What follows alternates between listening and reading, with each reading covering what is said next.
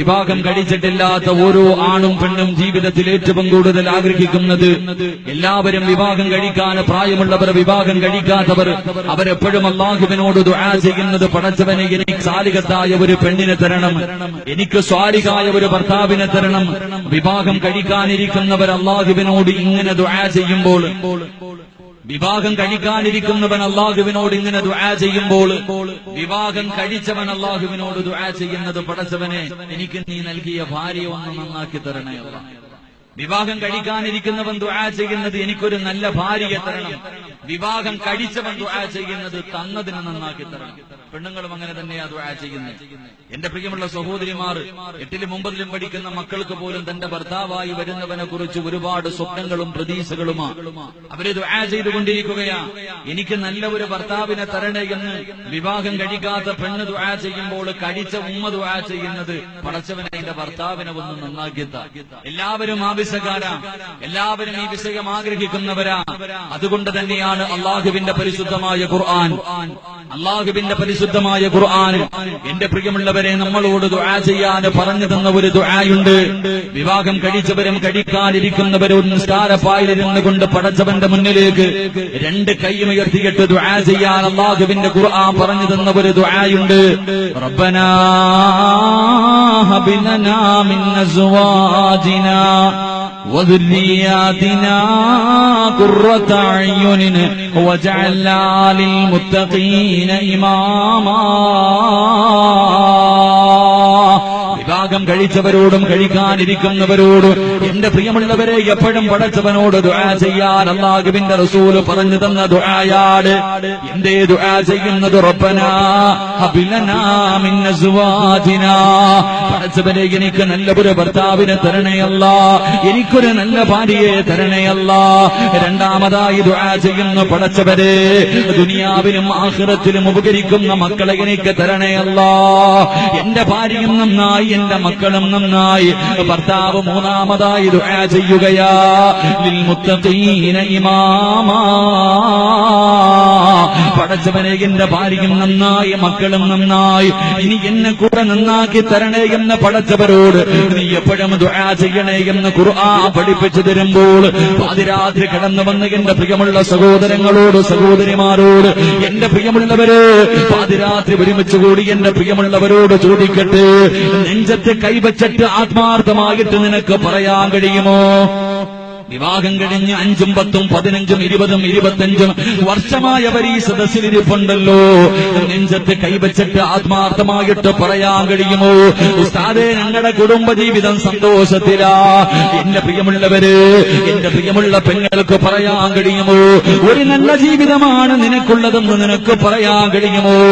എന്റെ പ്രിയമുള്ളവരെ, വിവാഹം കഴിഞ്ഞ് 25 കൊല്ലമായ വാപ്പയ്ക്കും ഉമ്മയ്ക്ക് പോലും ഇന്ന് പറയാ മടിയാണ്. കാരണം എന്റെ പ്രിയമുള്ള എല്ലാവരും അഭിനയമാണ്. സിനിമാ താരങ്ങളെ പോലും വെല്ലുന്ന രീതിയിൽ ഇന്ന് ഭർത്താവും ഭാര്യയും അഭിനയിച്ചു കൊണ്ടിരിക്കുകയാണ്.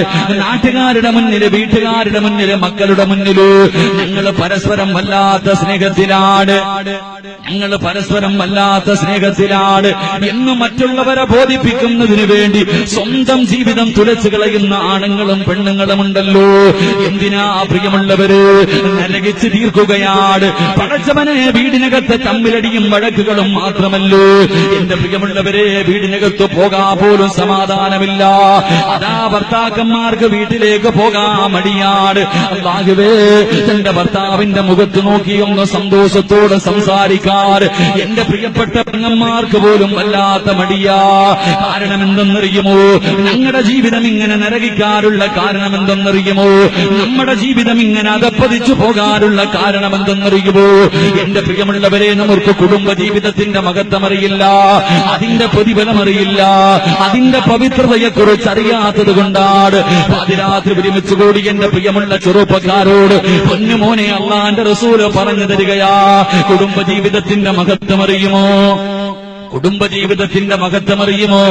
അള്ളാന്റെ റസൂല് പറഞ്ഞു തരികയാ, ഇന്ന് വയല് കടിഞ്ഞു വിടന്ന് പിരിഞ്ഞ് നിന്റെ വീട്ടിലേക്ക് കടന്നു ചൊല്ലുകയാ.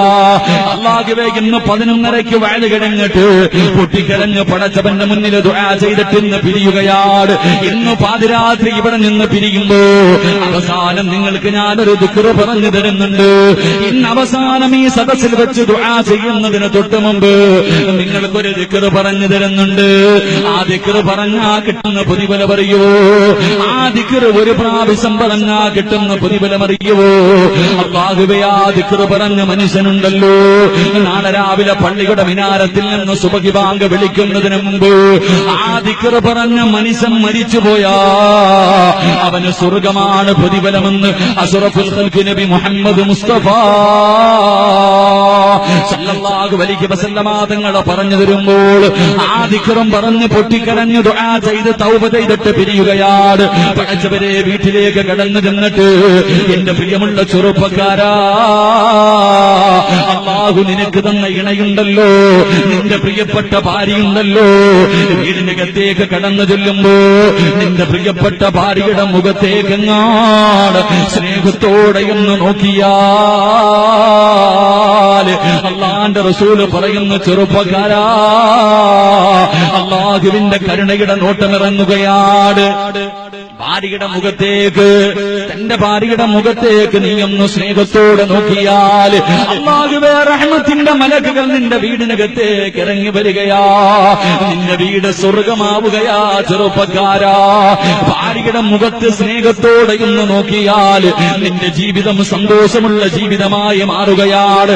അല്ലാഹുവിന്റെ കരുണ നിന്റെ വീടിനകത്തേക്ക് വർഷിക്കുകയാ.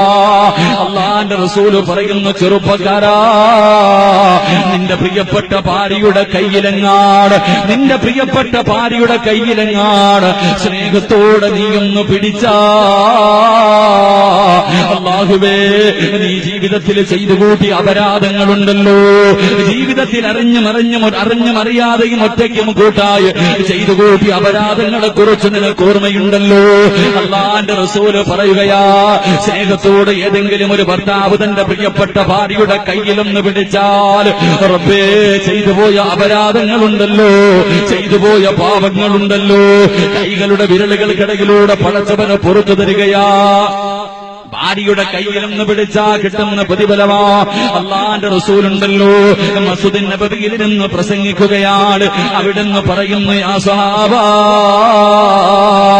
ഏതെങ്കിലും ഒരു ഭർത്താവുണ്ടല്ലോ തന്റെ പ്രിയപ്പെട്ട ഭാര്യയുടെ വായിക്കകത്തേക്ക് ഒരു കവിള് വെള്ളമൊടിച്ചു കൊടുത്താ ആ മനുഷ്യന് നാളെ അതിന് പകരം ഹൗദുൽ കൗസറിലെ വെള്ളം കിട്ടുമെന്ന് അല്ലാഹുവിന്റെ പ്രവാചകന് പറഞ്ഞു കൊടുക്കേണ്ട താമസമുണ്ടല്ലോ. ഒരു ചെറുപ്പക്കാരൻ ഇറങ്ങി ഓടുകയാണ്. അല്ലാഹുവിന്റെ റസൂലിന്റെ മുന്നിൽ ഇരുന്നിട്ട് മഹാനായ സൗബാ റളിയല്ലാഹു തആല അൻഹു പള്ളിക്കകത്ത് നിന്നിറങ്ങി ഓടുകയാണ്. തന്റെ വീട്ടിലേക്ക് ഓടിച്ചെന്നിട്ട് തന്റെ പ്രിയപ്പെട്ട ഭാര്യയുടെ കയ്യിൽ പിടിച്ച് കിണറ്റിന്റെ ചുവട്ടിലേക്ക് കൊണ്ടുവന്നിട്ട് വെള്ളം കോരിയിട്ട് തന്റെ ഭാര്യയുടെ വായിലേക്ക് കുടിക്കാൻ പോകുമ്പോ ആ പെണ്ണ് ചോദിക്കുന്നു, സൗബാർ, നിങ്ങൾക്കെന്തേ ഭ്രാന്ത് പിടിച്ചോ? നിങ്ങൾ എന്നെ കൊല്ലാൻ പോവുകയാണോ?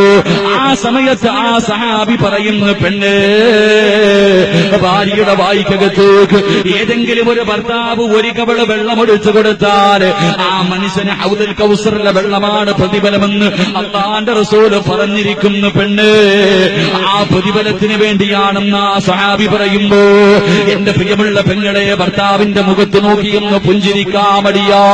എല്ലാവർക്കും വാസിയാണല്ലോ, എല്ലാവർക്കും വൈരാഗ്യമാണല്ലോ. എന്റെ പ്രിയമുള്ള പെങ്ങളെ, തന്റെ പ്രിയപ്പെട്ട ഭർത്താവിന്റെ മുഖത്ത് നോക്കിയിട്ട് സ്നേഹത്തോടെയൊന്ന് ചിരിക്കാൻ കഴിയുമോ? സ്നേഹത്തോടെയൊന്ന് ചിരിക്കാൻ കഴിയുമോ? അല്ലാഹുവിന്റെ റസൂല് പറയുകയാ, ഭർത്താവിന്റെ മുഖത്ത് നോക്കി ചിരിക്കുന്ന ഭാര്യയ്ക്ക് പടച്ചവൻ കൊടുക്കുന്ന, അല്ലാഹു കൊടുക്കുന്ന പ്രതിഫലം എന്തെന്നറിയോ?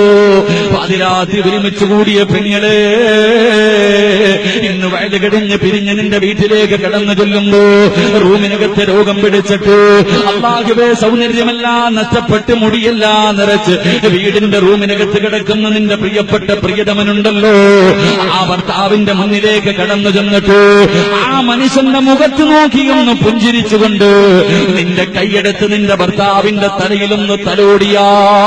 അള്ളാന്റെ റസൂല് പറയുന്ന പെങ്ങള്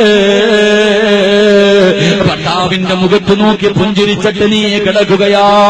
നാളെ രാവിലെ പള്ളിയുടെ മിനാരത്തിൽ സുബഹി ബാങ്ക് വിളിച്ചു കഴിയുമ്പോ അവിടുന്ന് വിളിച്ചു പറയുന്നു ഇന്നാ ലില്ലാഹി വ ഇന്നാ ഇലൈഹി റാജിഊൻ.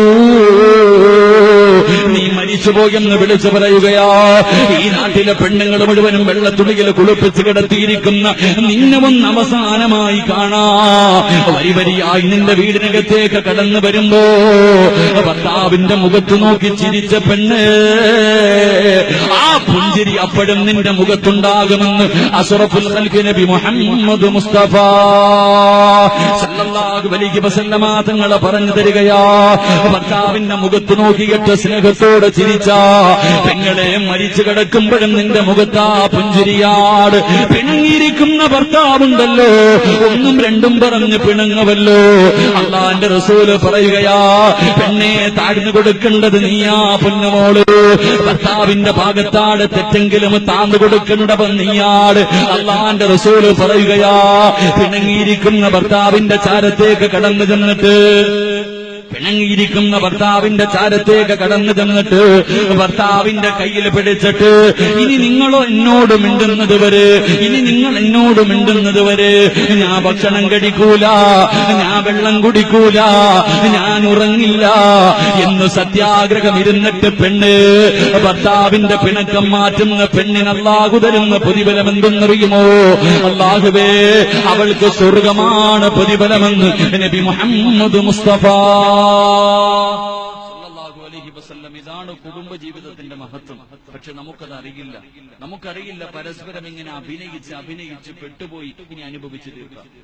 എന്റെ പ്രിയമുള്ള സഹോദരങ്ങളെ, പരസ്പരം സ്നേഹിച്ച് ജീവിക്ക്, സന്തോഷത്തോടെ ജീവിക്ക്, അതിന്റെ മഹത്വവും അതിന്റെ പവിത്രതയും മനസ്സിലാക്കി ജീവിക്ക്. അല്ലാഹു ഭാഗ്യം നൽകി നിഗ്രഹിക്കുമാറാകട്ടെ.